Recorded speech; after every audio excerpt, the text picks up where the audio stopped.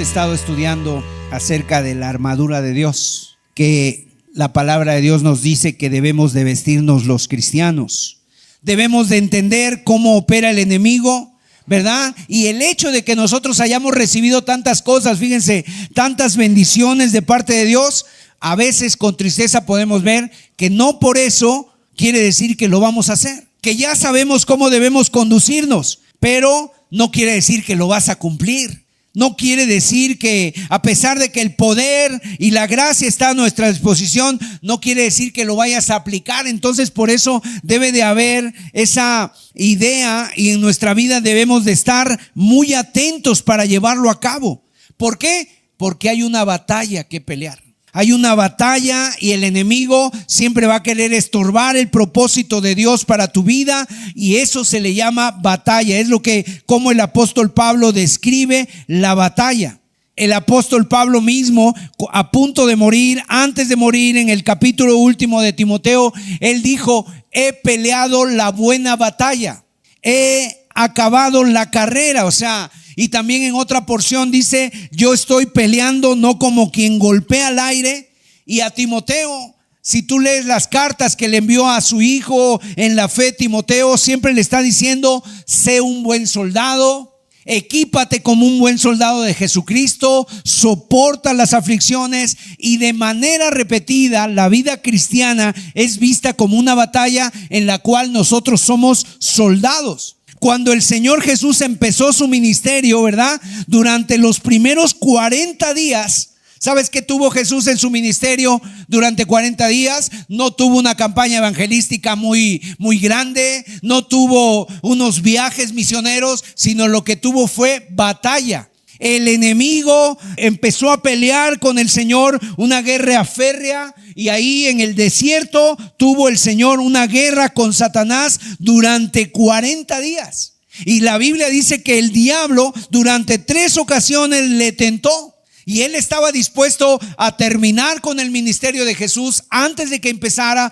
él estaba dispuesto a quitarle todo. En el huerto de Getsemaní, cuando el Señor Jesús casi termina su ministerio, comenzó a sudar gruesas gotas de sangre. O sea, y nos muestra todo esto que estamos señalando, que la experiencia cuando nosotros empezamos a caminar con Dios, a veces no es la experiencia que nosotros quisiéramos, ¿verdad? De tener mucho gozo, una fiesta, sino que a veces es la misma batalla. ¿Cuántos nos ha pasado que cuando empezamos a buscar las cosas de Dios se armó una batalla grande? Parecía que todo se levantaba en nuestra contra, parecía que venía de donde menos te imaginabas la fuerza, el poder, o sea, la batalla, la violencia. Entonces, si tú crees que será fácil vivir la vida cristiana, no es fácil. Es conflictos, es lucha, es continuamente estar peleando contra las fuerzas del enemigo. Pero la buena noticia es esta: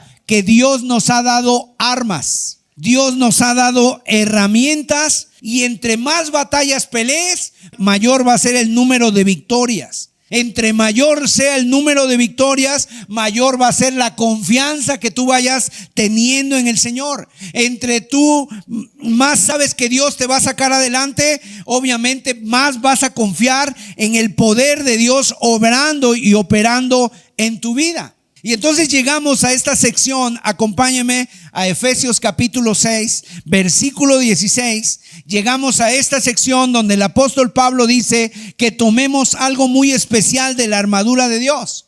Efesios 6, 16 dice la palabra: sobre todo, tomad el escudo de la fe, con que podáis apagar todos los dardos de fuego del maligno.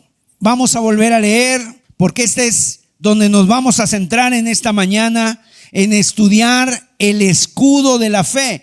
Pero fíjense cómo dice el apóstol Pablo: sobre todo, tomad el escudo de la fe, con que podáis apagar todos los dardos de fuego del maligno. La fe es una de las 3 virtudes teologales, así le llaman. ¿Cuáles son esas 3 virtudes teologales? Las más grandes es la esperanza, el amor y la fe. Eso está escrito en 1 Corintios 13, y dice ahí la escritura que una de ellas es la fe. Ahora, la fe es algo que nosotros practicamos todos los días. De manera cotidiana nosotros estamos ejerciendo cierta fe, cierta confianza en algo, ya sea en cosas o ya sea en personas, ¿verdad? Por ejemplo, tú estás sentado en esa silla, tú llegaste, te sentaste, no preguntaste, esta silla está bien, me puede sostener. La verdad es que no, simple y sencillamente tú confías en que te va a sostener. Y muchas veces nosotros ejercemos ese tipo de fe, inclusive a veces hasta lo hacemos más allá de lo que es debido. Por ejemplo, no sé si a alguien le ha pasado que de repente compras un artículo y ni lees el contrato, ni lees las palabras pequeñas y tú lo firmas. ¿Por qué? Porque estás confiando que estás comprando algo y de repente tú no sabes lo que estás aceptando. Porque piensas que nada malo te va a suceder o piensas que todo va a salir de maravilla. Ahora, yo no sé si tú has pensado, por ejemplo, en viajar en avión. Seguramente muchos de los presentes han viajado en avión, en un vuelo, tal vez un vuelo no tan largo, un vuelo largo, un vuelo que cruzas tal vez el océano, ¿verdad? Y que te lleva hasta del otro lado, en otro continente. Pero imagínate, lo que estás haciendo ahí, más bien lo que se le pudiera llamar subirte a un avión, es como tener una fe ciega. ¿Por qué? Porque te introduces en un cilindro, te subes a 11,000 kilómetros de altura, viajas a 900 kilómetros por hora. O sea, eso es sin duda un ejercicio de fe. Y por otro lado, toda la terminología que utilizan ahí en los aeropuertos, la verdad es que tampoco ayuda. Por ejemplo, te dicen, el avión está en la terminal tal, y tú te diriges a la terminal tal, y yo creo que si el médico te dijera que estás en algo terminal, o sea, la verdad es que te aterrarías. Luego la azafata, ¿verdad? La edecán del avión te dice que te estás aproximando al final, a la pista de aterrizaje, y por el otro lado te dice que no te levantes hasta que el avión se haya detenido por completo. Y todas esas cuestiones son como una fe, como ciega. ¿Por qué?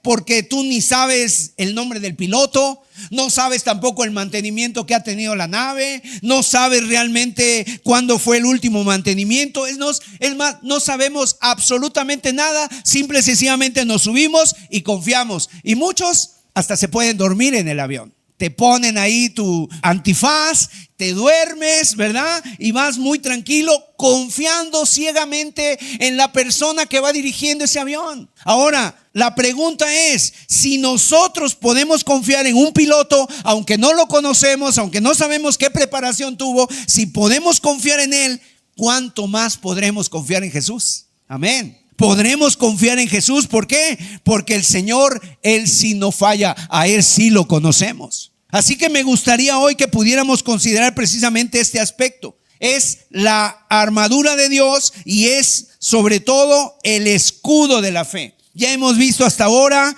cómo ponernos el cinturón de la verdad, que tenemos que vivir una vida realmente honesta, que no tengamos que mentir, sino que sea una vida íntegra, una vida veraz, que podamos conocer la verdad, vivir la verdad. Y luego nos habló de la coraza de justicia, de cómo proteger nuestro corazón, ¿verdad? Proteger nuestro corazón y nuestras entrañas de los ataques del enemigo, que es donde se centran muchos de los ataques. También hemos hablado acerca de el calzado del evangelio, de ponernos ese calzado que al soldado le permitía estar firme en la batalla. Y todo esto tiene que ver, ¿sabes? Con algo, que a nuestra vida van a venir días malos. Yo no sé si alguien de los presentes, seguramente que sí, has experimentado días malos. Has atravesado ya días en donde tú dices, parece que todo es gris, parece que no sale el sol, parece que me siento triste. Días malos donde verdaderamente se ponen a prueba nuestra fe, donde nos golpean, donde nos sacuden y nos zarandean.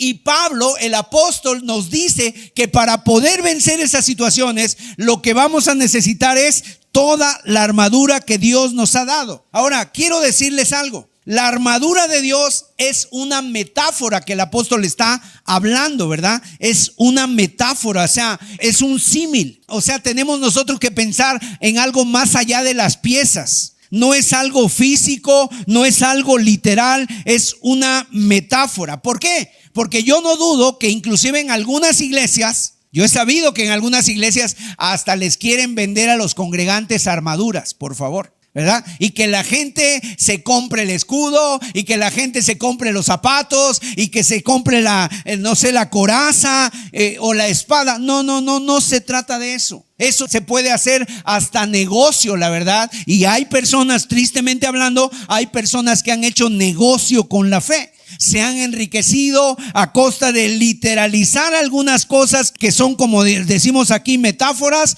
y otras cosas que sí son literales las empiezan a espiritualizar. Cambian totalmente las cosas. Entonces vamos a considerar la cuarta pieza de la armadura que la menciona Pablo aquí donde leímos Efesios 6:16, es el escudo. Si tú estudias acerca del escudo, el escudo que utilizaban los soldados romanos, utilizaban hasta 7 maneras, 7 estrategias de utilizar el escudo. Miren, la palabra escudo en el griego es la palabra tureos, y quiere decir grande como una puerta. O sea, un escudo era algo grande. Y Pablo lo que está describiendo, noten ustedes que cuando Pablo está escribiendo esta carta, él está preso en Roma. Y cuando Pablo está escribiendo esta carta, tiene un soldado al lado, y ese soldado está con su armadura, y Pablo está tomando toda esa metáfora de la vestimenta del soldado y la está trasladando a la vida del cristiano. Y entonces los soldados romanos tenían un escudo que le llamaban el scutum. Así le llamaban al escudo. Era un escudo típico y característico que usaban las legiones romanas. Usaban la infantería de los soldados para protegerse. Además, su diseño, su uso táctico, su función defensiva era muy avanzada para la época. La armadura que ellos utilizaban fue el detonante para que ellos pudieran tener grandes victorias. Estos escudos medían 1 metro de alto por 60 centímetros de ancho. Tenían una forma curva, lo que le daba una mayor protección al soldado y le permitía mantenerse relativamente seguro incluso en combates de cuerpo a cuerpo. Estaban hechos de madera forrada con láminas, y luego estaban recubiertos de piel con algún tipo de tela también, especialmente para apagar las flechas incendiarias. Para eso los usaban, y tenían además, los escudos tenían unos bordes metálicos. Pero vamos a poner otra foto, porque además en el centro del escudo había algo. Esa pieza se llamaba el humbo. Así se llamaba el humbo. Era una pieza metálica en el centro del escudo que tenía un doble propósito. La primera era desviar los golpes con ese humbo, pero también era golpear al enemigo. Cuando un soldado romano, imagínate, diestro para la batalla, agarraba ese escudo y golpeaba al enemigo, pues literalmente lo podía inclusive hasta noquear, desmayar. Ahora, toma en cuenta que antiguamente en las batallas, los arqueros con sus flechas eran un arma enormemente destructiva, porque permitían atacar al enemigo a la distancia y causar un importante número de bajas. Los arqueros, ¿sabes qué hacían con sus flechas? Les impregnaban a veces de un cierto tipo de veneno que con esa flecha, con solo el hecho de que te rozara la piel, esa flecha te podía envenenar, porque si el veneno entraba en tu torrente sanguíneo, te iba a causar mucho dolor y además una muerte rápida. Por otro lado, también algunos arqueros untaban la punta de sus flechas con brea, y entonces las encendían y lanzaban las flechas encendidas, y obviamente cuando esa flecha llegaba al campamento enemigo, lo quemaba, hacía un incendio, o imagínate que atravesara el cuerpo de un soldado, también lo quemaba. Entonces era algo muy vital tener el escudo. Ahora, si volvemos a leer el texto en Efesios 6:16, ahí hay una frase que llama la atención al inicio. Mire cómo dice. No sé si lo han notado, pero cómo comienza el texto diciendo: sobre todo, antes que todo, tomad el escudo de la fe. Y esta expresión sobre todo quiere decir algo principal, algo primordial, algo que tiene prioridad, que es una importancia superior dentro de un conjunto de elementos. Y se podría traducir esto como principalmente, como especialmente o como más que ninguna otra cosa. Yo no sé si lo estamos entendiendo, pero lo que Pablo nos está diciendo es, mira, si tuviéramos que escoger solo una cosa de toda la armadura, lo más importante, lo más prioritario, aquello a lo cual debes de prestar mayor atención es a tomar el escudo de la fe. Ahora la pregunta es, ¿por qué? ¿Por qué esa prioridad? ¿Por qué esa importancia? ¿Por qué después de todo lo que ya hemos considerado y que vemos que cada una de las partes de la armadura tiene su importancia,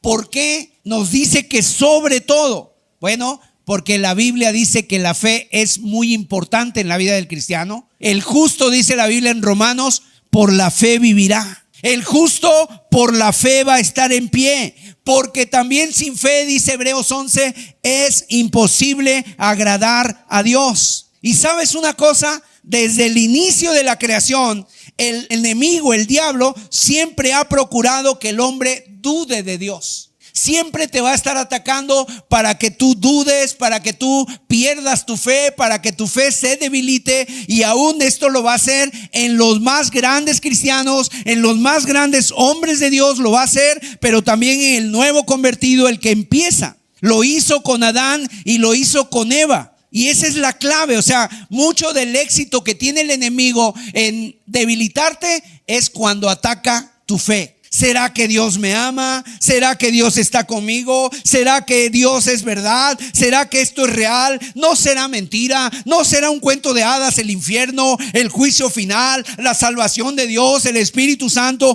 que yo sea un hijo de Dios? Y te mete dudas de todo tipo el diablo. Viene a meterte dudas. Por eso la fe es clave. Y en medio de esta guerra espiritual que estamos enfrentando, para poder permanecer firmes, para poder salir victoriosos, para que no demos lugar a las dudas, tenemos que tener el escudo de la fe. Ahora, dice la Biblia que el escudo, al igual que a los soldados romanos, les protegía en contra de las flechas del maligno, para evitar que llegaran a tu corazón o para evitar que llegaran a tu mente. Estas flechas incendiarias le llama Pablo en el original. La Biblia dice apagar todas las flechas incendiarias, los dardos de fuego, los dardos que vienen incendiados por el maligno. Estas flechas incendiarias, ¿sabes qué incluyen? Todo tipo de tentación, para que tú tengas una conducta pecaminosa y vuelvas a ser una persona como antes lo eras, o que puedas tener dudas o inclusive desesperación, que puedas tener estrés, depresión, que puedas estar angustiado o que puedas tener malas relaciones o inclusive caer en la malicia donde estés pensando mal de todo mundo, ¿verdad? Aún sin tener evidencias, aún sin tener elementos, tú puedes empezar a pensar maliciosamente, y esos son los dardos de fuego del maligno. Pero también nos habla de poder evitar los asaltos que vienen del exterior, como las persecuciones, las falsas enseñanzas. Mira, si tú eres cristiano, a lo largo de tu vida, tú te vas a ver bombardeado por miles de flechas del enemigo, lanzadas por Satanás y sus secuaces, y la forma de protegerte va a ser siempre por medio de la fe y por medio de usar el escudo de la fe. Miren lo que dice Primera de Juan capítulo 5 versículo 4. ¿Qué dice ahí la escritura? Porque todo lo que es nacido de Dios vence al mundo. Y esta es la victoria que ha vencido al mundo. ¿Qué? Nuestra fe. ¿Qué es lo que vence al mundo? Nuestra fe. Esa es la victoria. Por la fe tenemos la victoria. Entonces, pregunta, ¿qué es la fe? ¿Cómo funciona? ¿Cómo vencer esas flechas incendiarias? ¿Cómo vencer los ataques del maligno? Bueno, quiero decirte en primer lugar que la fe no es una creencia. La fe no es una creencia. Hay personas que creen, pero dicen, pues ¿en qué crees? Le preguntaron a una persona un día, oye, ¿y tú en qué crees? Pues yo creo en lo que cree la iglesia. ¿Y qué cree la iglesia? Pues en lo que creo yo. O sea, no tiene nada que ver. La fe no es una creencia, no es creer que hay algo. La fe ni siquiera es creer que Dios existe. Porque mire, Santiago nos recuerda en un pasaje muy conocido, Santiago 2:19 dice, ¿tú crees que Dios es uno? Bien haces. También los demonios creen y tiemblan. O sea, el aceptar que una realidad es cierta y por tanto creer que esto es así, eso no transforma tu vida. Eso no te bendice. Eso no hace ninguna diferencia. No te cambia del lugar donde te encuentras. ¿Sabes tú? El propio Satanás cree lo mismo que muchas personas creen. Él sabe que lo que tú sabes que es verdad, él también sabe que es verdad. Inclusive aquí el apóstol le añade, ¿verdad? Santiago le añade que los demonios no solamente creen, sino también tiemblan. O sea, como que le creen más a Dios, creen más en Dios que muchos cristianos. Muchos cristianos creen, pero no tiemblan ante su palabra. Y el diablo tiembla. Y este no es el punto, no es la clave de la fe. Mire, esta descripción. La fe es una acción apoyada en una creencia. Pero quiero decirles, mis amados, la fe no es algo etéreo. La fe no es algo ambiguo. La fe no es algo inseguro. La fe es una convicción concreta. Es esa seguridad que tenemos en el presente sobre una realidad futura. La fe, mire esta descripción, es una confianza sólida e inconmovible en Dios, construida sobre la seguridad de que Dios es fiel a sus promesas. En otras palabras, por la fe avanzamos, incluso si nuestro destino no está claro. La fe nos dice que lo que Dios nos ha prometido acontecerá y es tan cierto como si ya hubiera pasado. La fe trata las cosas que esperamos como realidades. Eso es lo que dice la Biblia en Hebreos capítulo 11, versículo 1. Mire la descripción que da la Biblia sobre la fe. Lo que nos dice el autor de Hebreos. Hebreos 11, verso 1. Es pues la fe, la certeza de lo que se espera, la convicción de lo que no se ve. Esa es la fe, tener la certeza de lo que yo estoy esperando, de aquello que yo estoy esperando es cierto, es verdadero, es veraz, y además tengo la convicción, estoy totalmente convencido. Y cuando una persona está convencida, eso lo lleva a defender sus convicciones, a estar dispuesto a hacer cosas para defender sus convicciones, la convicción de lo que no se ve. Un hombre llamado Martin Luther King dijo esta frase: la fe es tomar el primer paso cuando aún no vemos toda la escalera. Eso es lo que dijo Martin Luther King. Lo tenemos en la pantalla. Confiar, mis amados, es mucho más fácil caminar por vista que caminar por fe. Porque yo cuando camino por vista, pues yo estoy viendo, ¿verdad? Estoy viendo. O sea, tiene sentido que caminemos por vista porque queremos ver hacia dónde vamos antes de empezar a caminar. Nos apoyamos en nuestros sentidos físicos, en nuestra lógica, en nuestro sentido común, nos fijamos una meta, sopesamos los obstáculos, confiamos en nuestros recursos y después planificamos la ruta. Eso es lo que hacemos comúnmente, pero esa no es la fe. Mire, si usted dice que es cristiano o que crees en Dios y tu modo de vida, tu modus operandi de tu vida cristiana, pon mucha atención en lo que te voy a decir, porque si lo que Dios te pide que hagas siempre te parece lógico y lleno de sentido y tiene todo el sentido, es muy probable que no sea Dios a quien tú estés escuchando. Porque siempre lo que Dios nos dice, muchas de esas cosas, Dios nos va a pedir cosas que a veces no queremos hacer.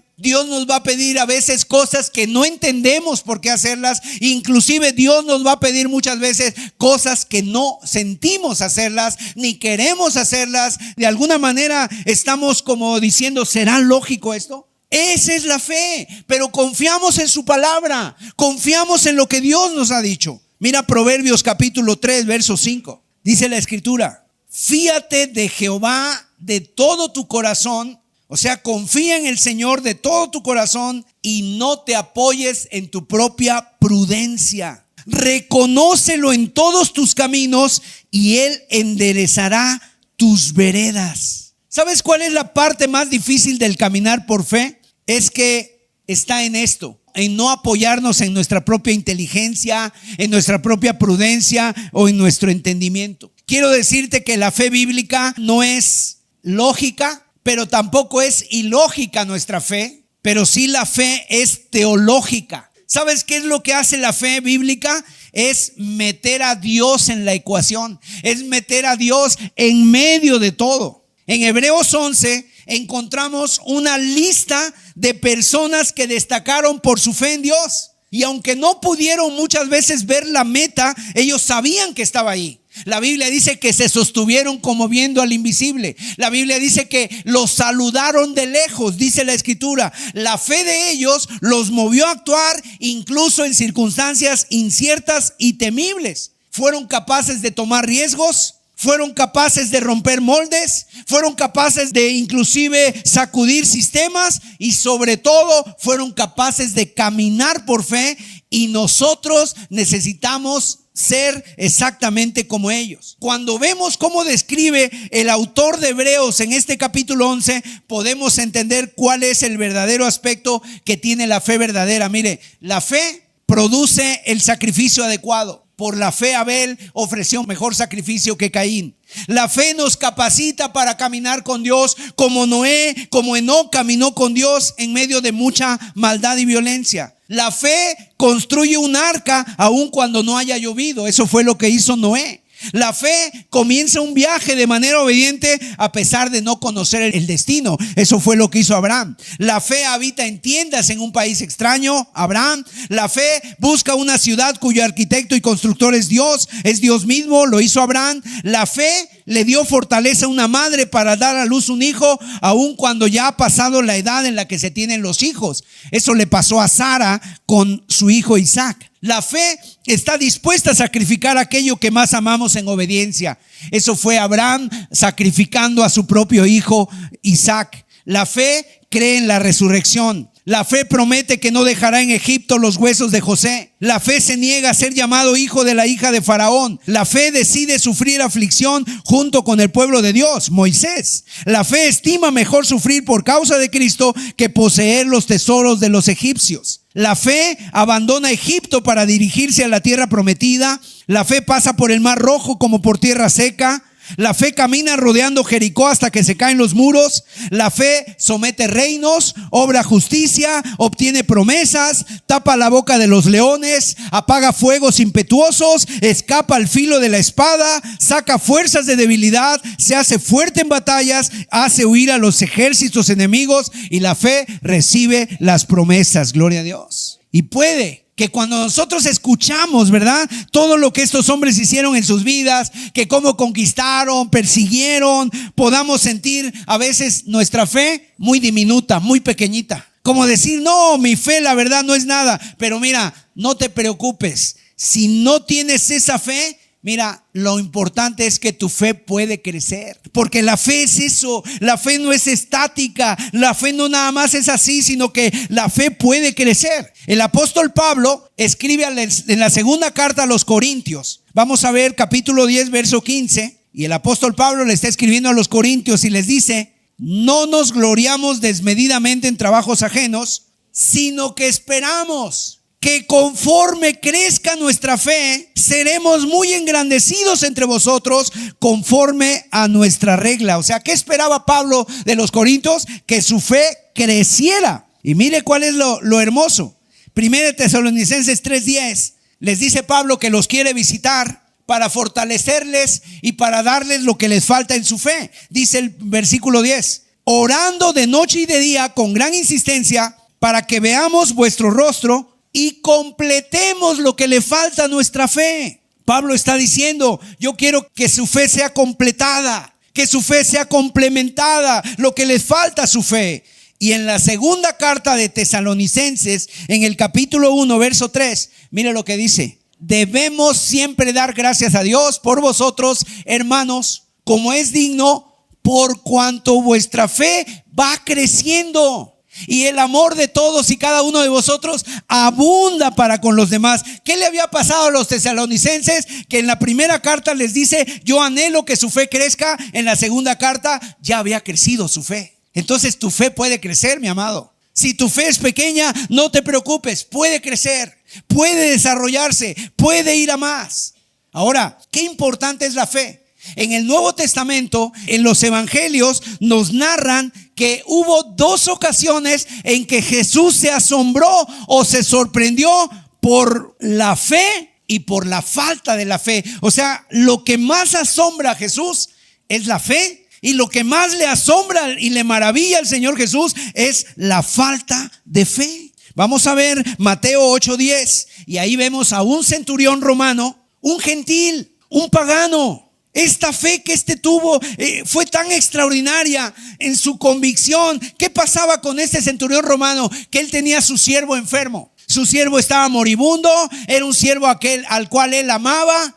Y dice la Biblia que cuando él escuchó que Jesús estaba por ahí, él vino a Jesús y le dijo: Señor, sana mi siervo, está enfermo, está tirado en cama, Señor. Tal vez ese siervo estaba a punto de morir. Y Jesús, ¿sabes qué le dice a este centurión? Yo iré y le sanaré. Pero este centurión le dice a Jesús: Señor, es que con la autoridad que tú tienes, no es necesario que tú vayas. Porque yo soy un soldado, y cuando yo le digo a mis soldados ve, él va. Y cuando le digo a otro soldado ven, viene. O sea, si yo, que soy un hombre, tengo autoridad y me obedecen, ¿cuánto mayor tú, que eres el Dios verdadero? Entonces solo di la palabra y tu siervo sanará. Y el verso 10 dice: al oírlo Jesús se maravilló. Mateo 8:10. Al oírlo Jesús se maravilló y dijo a los que le seguían: de cierto os digo que ni aún en Israel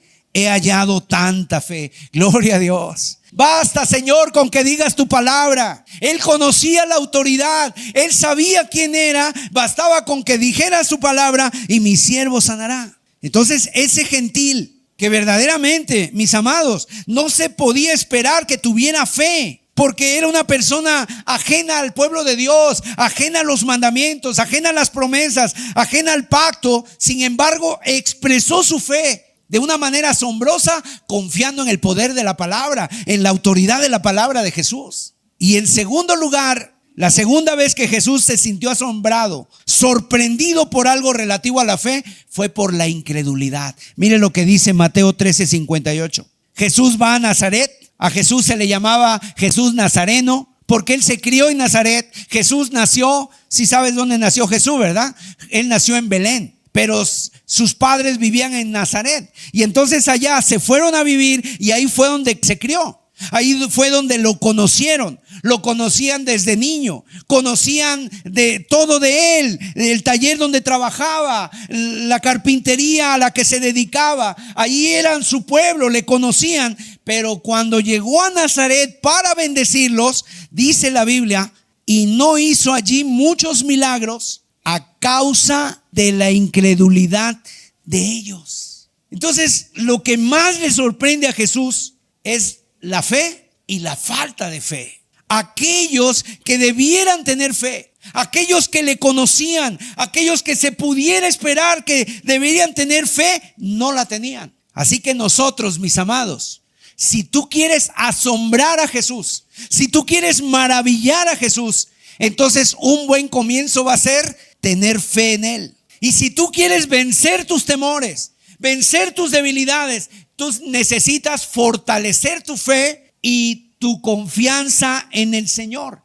Entonces yo quiero en esta segunda parte de este estudio darte 3 estrategias bíblicas para hacer crecer tu fe. Esta parte es práctica y lo primero que nosotros debemos hacer para crecer nuestra fe es escuchar la palabra de Dios.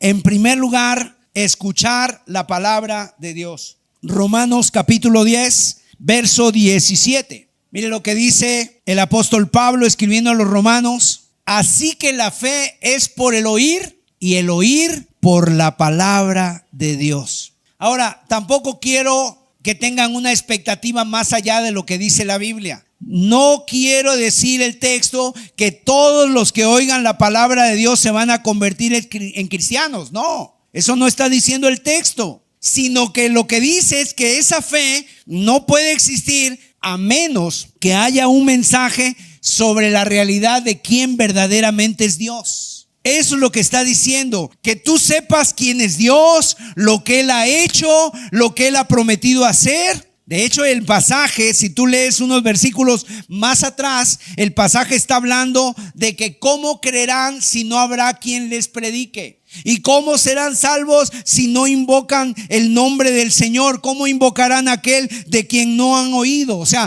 no es posible tener fe si uno no conoce quién es Dios, si uno no conoce qué ha hecho Dios y qué es lo que ha prometido hacer. Por eso es necesario que nosotros prediquemos el mensaje de la palabra.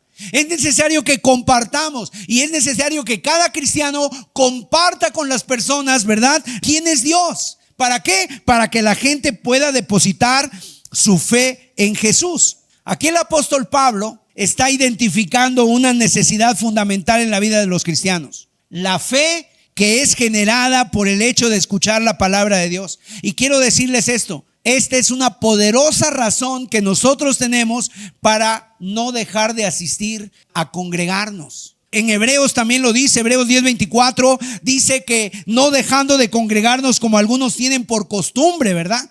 O sea que si nosotros nos perdemos la predicación de la palabra, nos estaremos perdiendo el catalizador que Dios tiene para hacer crecer nuestra fe. Y yo sé que el día de hoy estamos en un mundo donde hay muchas redes sociales, donde hay mucho acceso y que muchas personas pueden escuchar el domingo hasta 100 predicadores, ¿verdad? Lo puedes escuchar desde el sofá de tu casa, sin salir de casa, pero yo te quiero decir una cosa. Es en la iglesia, es en un lugar donde tú te congregas, donde te conocen, donde saben de tus problemas. Por eso, mis amados, cuando nosotros nos congregamos, antes de venir a la palabra, antes de hacer una predicación, pues yo oro al Señor, busco su dirección, busco que el Espíritu Santo me dé la palabra, me indique cuál es la necesidad de esta iglesia, ¿verdad?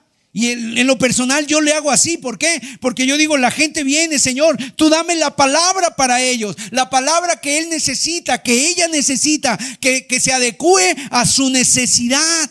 Y la verdad es que a mí, pues en lo personal, ya desde un tiempo para acá, yo no he querido predicar en otras iglesias, aunque a veces me invitan a predicar en otras iglesias. Yo prefiero predicar donde conozco a las personas, donde sé de algunas de sus necesidades. Y precisamente, ¿por qué? Porque el mensaje es para la situación que estamos viviendo hoy. En otras palabras, es un mensaje hecho a tu medida. Es un mensaje hecho a tu necesidad. Y es lo que yo quiero decirte, ¿verdad? Tú puedes escuchar muchos mensajes que probablemente te edifiquen. Probablemente Dios te hable a través de ellos, pero mira, no desperdicies lo que Dios está poniendo aquí en el plato, la comida que Dios ha preparado para nosotros cuando nos convoca a que vengas a alimentarte de la palabra de Dios en tu casa. Así que si nos perdemos la predicación, estamos muchas veces dificultando que Dios nos ayude a crecer. Y si tú nunca te sientas, ¿verdad?, no te sientas a escuchar la palabra de Dios que es predicada, entonces tú nunca vas a llegar a ser aquella persona que Dios anhela que tú seas. No crecemos en base a solamente a poner la Biblia junto a tu mesita de noche en la cama, ¿no?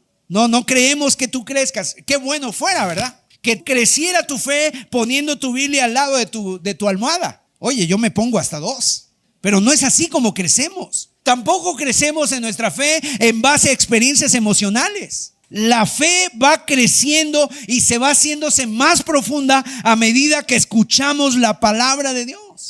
Y cuando escuchamos la palabra de Dios, cuando especialmente nos diga que hagamos algo y lo hacemos, ¿verdad?, y lo aplicamos y lo llevamos por obra, entonces no solamente vamos a experimentar que Dios está de nuestra parte, sino que vamos a ver que Dios nos está guiando por el camino que debemos andar, que vamos a conocer el camino que debemos andar y vamos a conocer que su palabra es viva, es eficaz, es veraz y que se cumple, gloria a Dios. Y vamos a empezar a ver fruto en nuestras vidas.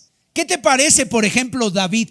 David, cuando se enfrentó a Goliat, mis amados, no era solamente que él fue así a la aventura, ¿verdad? Que él fue a la aventura y vio al gigante y dijo, pues yo puedo, yo a este gigante ahorita va a ver, yo lo puedo ganar. No, David conocía muy bien las escrituras. David era un pastor de ovejas y a pesar de que estaba allá en el campo, dice la escritura que ahí él componía salmos a Dios. Y nada más para que tú te des una idea, lee el Salmo 119. Es el salmo más largo de toda la escritura y está hecho, mira, de una manera poética. O sea, David era un poeta, pero además era inspirado por Dios. En cada párrafo del Salmo 119 tiene las letras del alfabeto hebreo. Aleph, Bet, Gimel, Dalet, Hei, etcétera. Así lo que sería desde nuestra A hasta la Z en el alfabeto hebreo. Además, cada párrafo del Salmo 119 está construido de 8 versículos.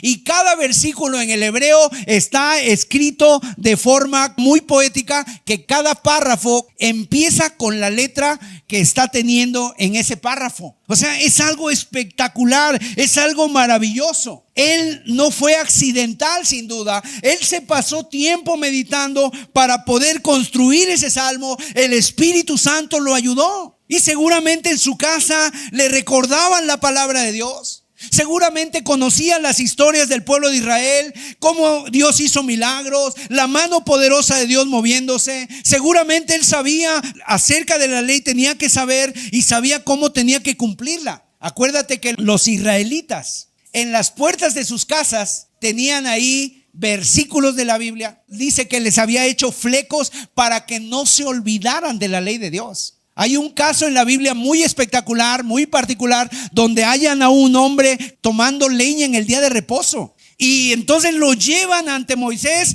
y lo apedrean a este hombre, y por violar el día de reposo, por violar los mandamientos de Dios. Y además desde ese momento Dios les dice al pueblo de Israel que en sus vestidos pongan flecos. ¿Flecos para qué? Para acordarse de la palabra de Dios. Y entonces David enfrentó a Goliat, pero David era un conocedor de Dios. David antes había luchado contra leones, contra osos. Dios lo había librado y él tenía confianza y fe en que el Señor lo iba a librar. Y él dijo: el Señor que me ha librado de las garras de leones y de osos, también me librará de este filisteo.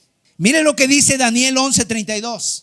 Hay una parte en la Biblia, el profeta Daniel está hablando, ¿verdad?, que iba a venir un tiempo donde iba a haber muchas tinieblas, mucha maldad, donde iba a haber tiempos de apostasía. Y queridos hermanos, ese tiempo ya nos ha alcanzado, está en medio de nosotros. Hoy hay mucha gente que va a las iglesias pero no conoce a Dios.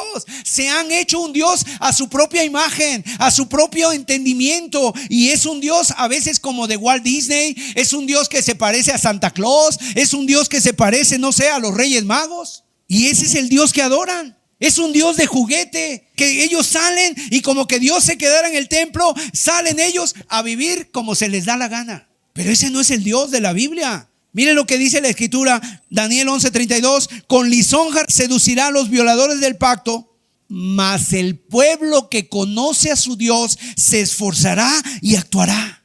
¿Quiénes son los que se esforzarán? ¿Quiénes son los que actuarán? ¿Quiénes son aquellos que se levantarán? Son aquellos que conocen a Dios.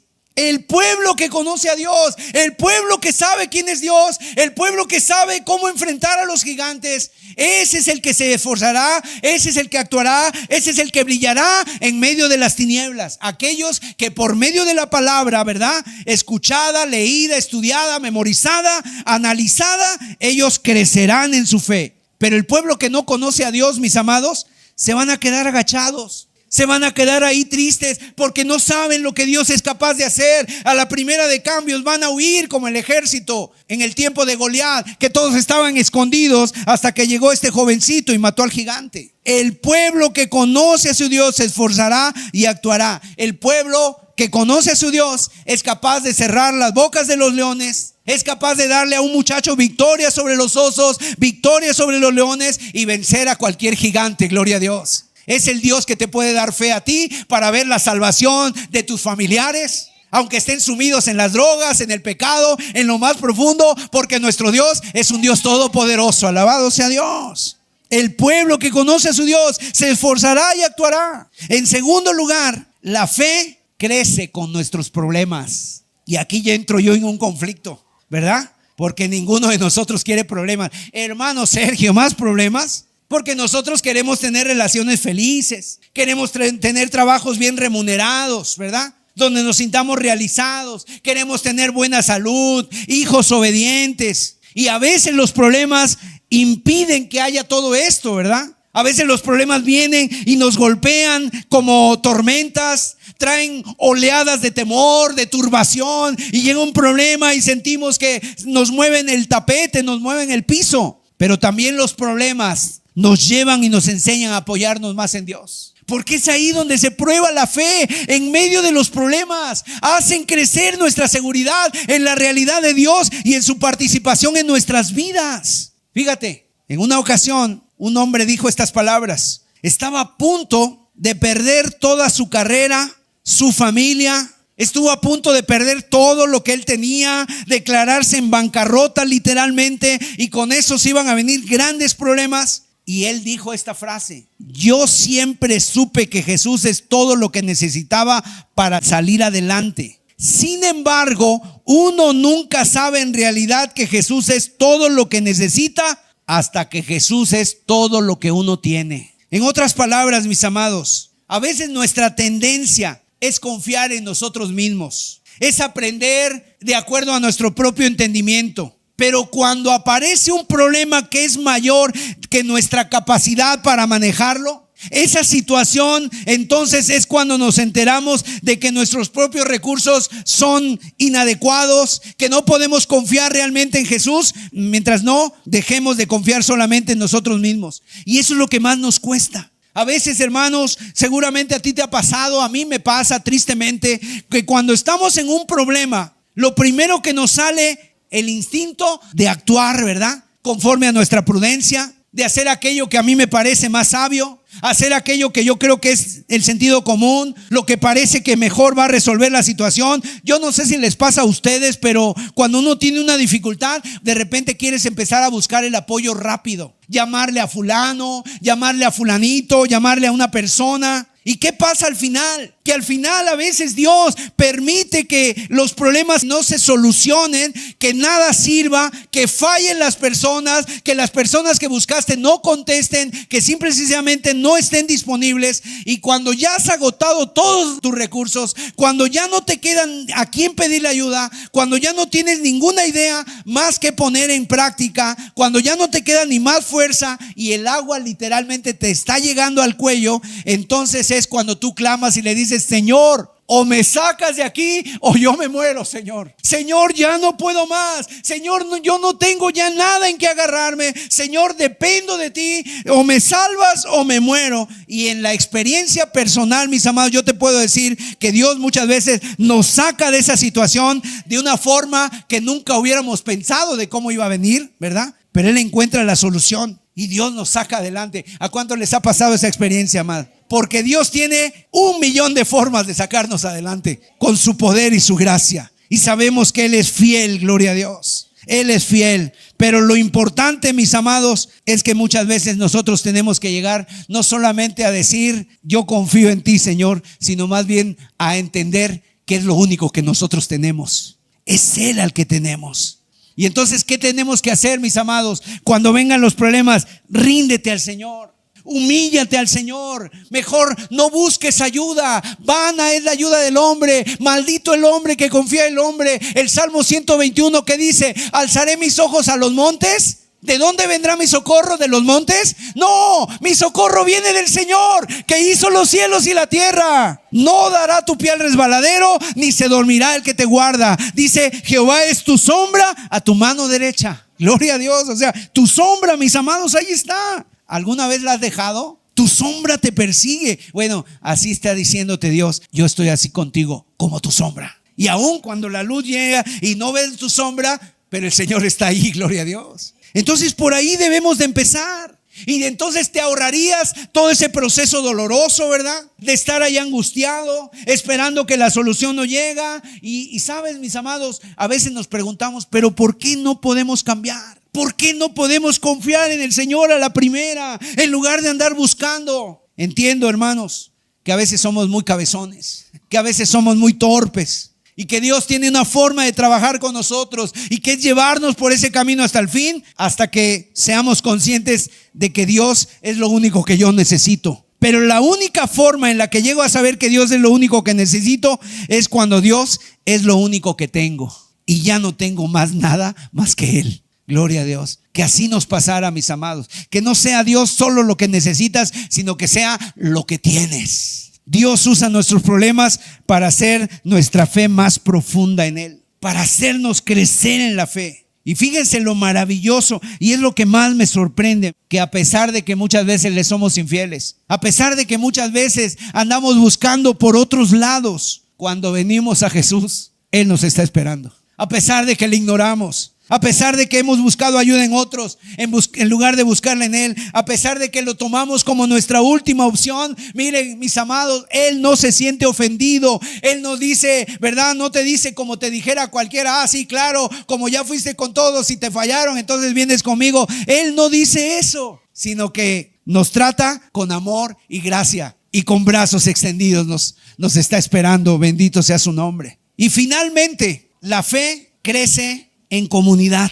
Efesios 6:16 dice: sobre todo tomad el escudo de la fe, con que podáis apagar todos los dardos de fuego del maligno. Miren, mis amados, los cristianos, y puedo decir los cristianos modernos, que a veces ya ni su Biblia leen, piensan que el cristianismo es una cuestión individual, que lo importante es tu relación con Dios, y que mientras tu relación con Dios esté bien, entonces yo ya hice lo que tengo que hacer y no me importa que hagan los demás, lo que otros hagan, lo que otros piensen, eso no me interesa. Pero quiero decirle que no, porque esta metáfora del escudo, yo te decía que los soldados romanos utilizaban el escudo de diferentes maneras, hasta en 7 estrategias, pero de las cuales yo he tomado 2. La primera es para defender de las flechas y golpear al enemigo, pero la segunda tiene que ver con esto. Mire, todos seguramente hemos escuchado la formación en tortuga o testudo de los soldados romanos.